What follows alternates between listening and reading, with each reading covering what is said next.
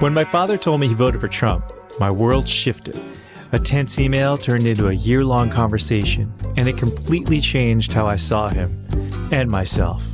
It got me thinking, what blind spots are we all carrying around? Not just everyday people, but experts too. Welcome to Into the Blind Spot, where I talk with today's sharpest minds about the things they didn't see coming and how it changed everything. On today's episode, we talk with Damon Grossman, Zen drummer.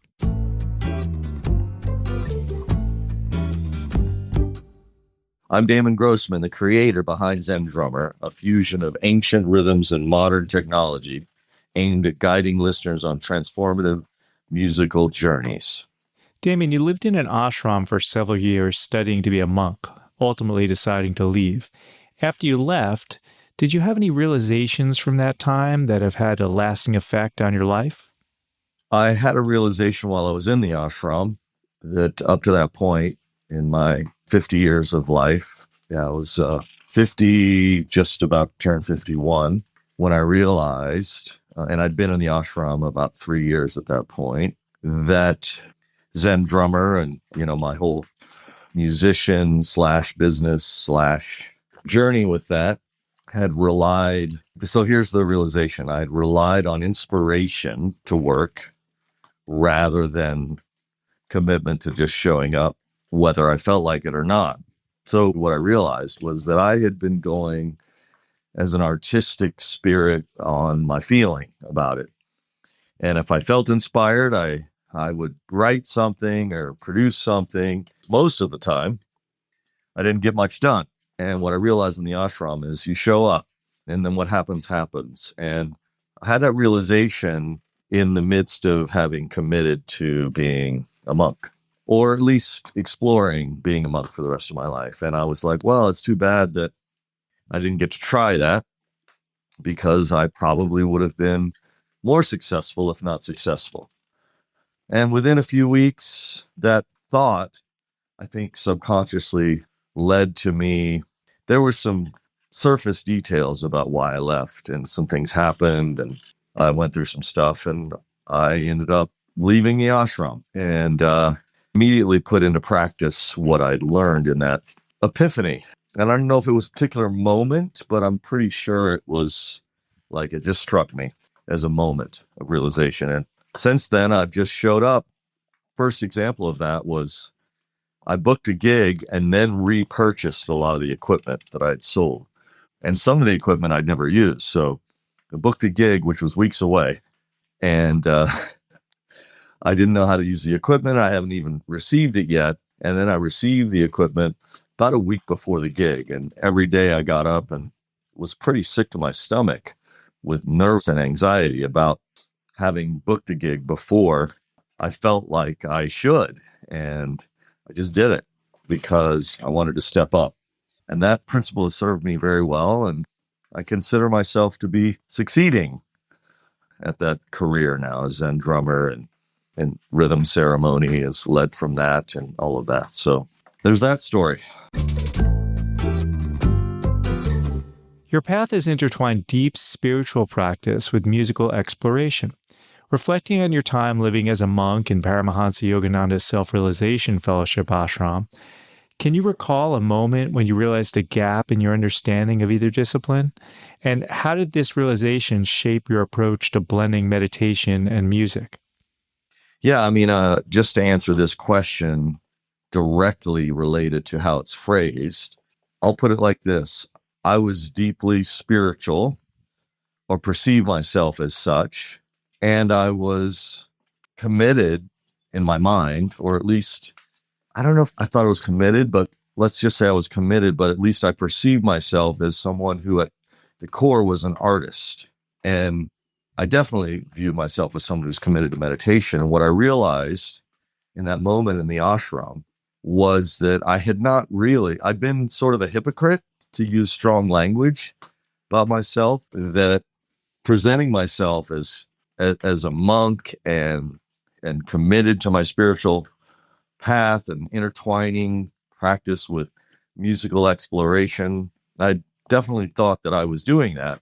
But at the core of the Bhagavad Gita, which is the yogic text, very, very seminal, very important to yogis, that I had really not been practicing what I quote preach. I had gotten up in the morning and meditated every morning and every night in the ashram. So I had showed up whether I felt like showing up for meditation or not.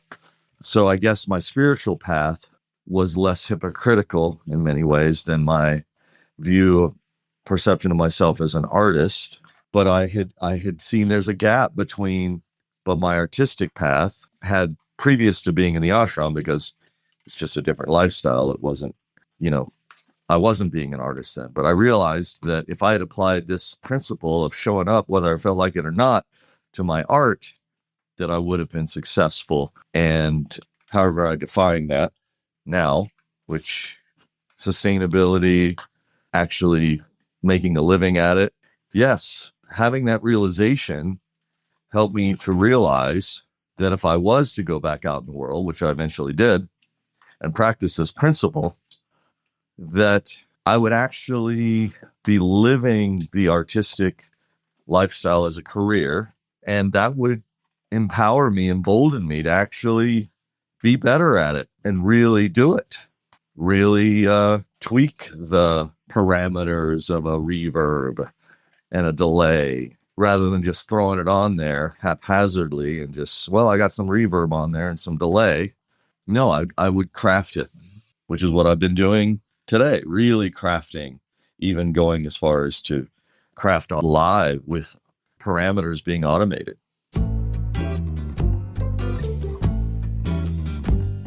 Studying djembe and Ghana must have been a profound experience. Were there instances during your time at the Dagba Institute when you confronted unexpected challenges or insights about yourself? How did these moments influence your evolution as both a musician and a person? One of the more powerful moments at the Dagba Institute was when I played. I mean, they had, the way that the schedule was, they really gave you a lot for your attending there. I had the good fortune of being one of the only ones there, so I got individualized attention. I had played, 2 hours in the morning, 2 hours in the afternoon with these very advanced African drummers for like 3 or 4 days. And what I had thought I was, developed some stamina playing the djembe, but actually these guys pushed me to play even harder. And I did it I did it without thinking I got to play harder. It was just to keep up. I just naturally did it. And after 3 or 4 days of that, my hands were like noodles.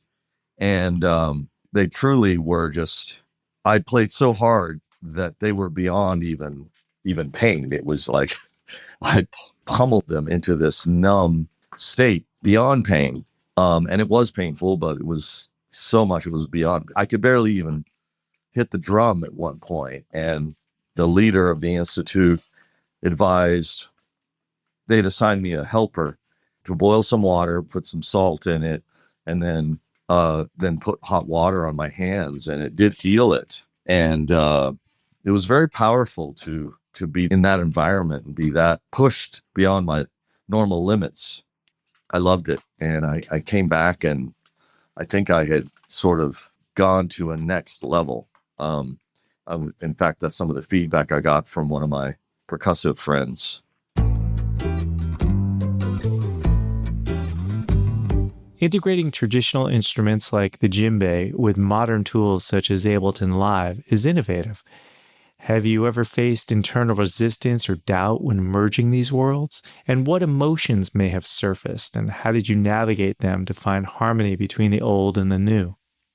One thing I've experienced in the past few years, because, I was in my 50s when I feel like got serious and really started to do it, is that doubting that I was young enough to attempt this even, had that ship sailed, am I too old?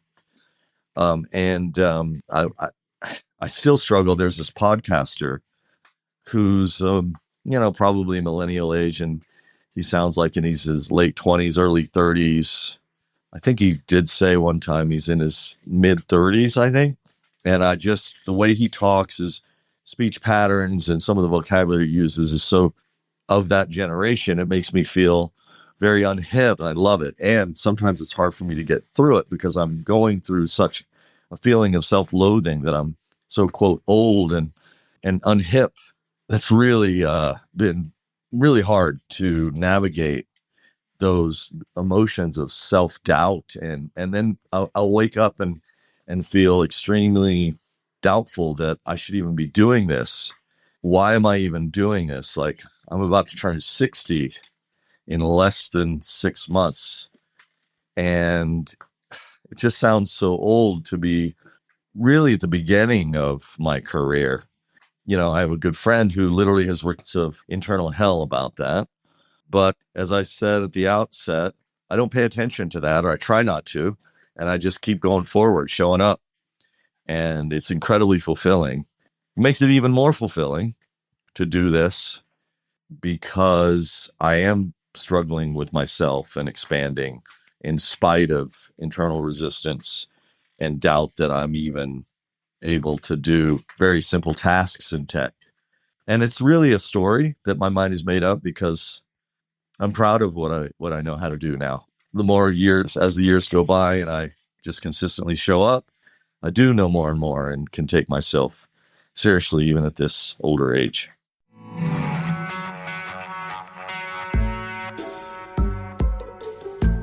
When I found out my dad voted for Trump, it floored me.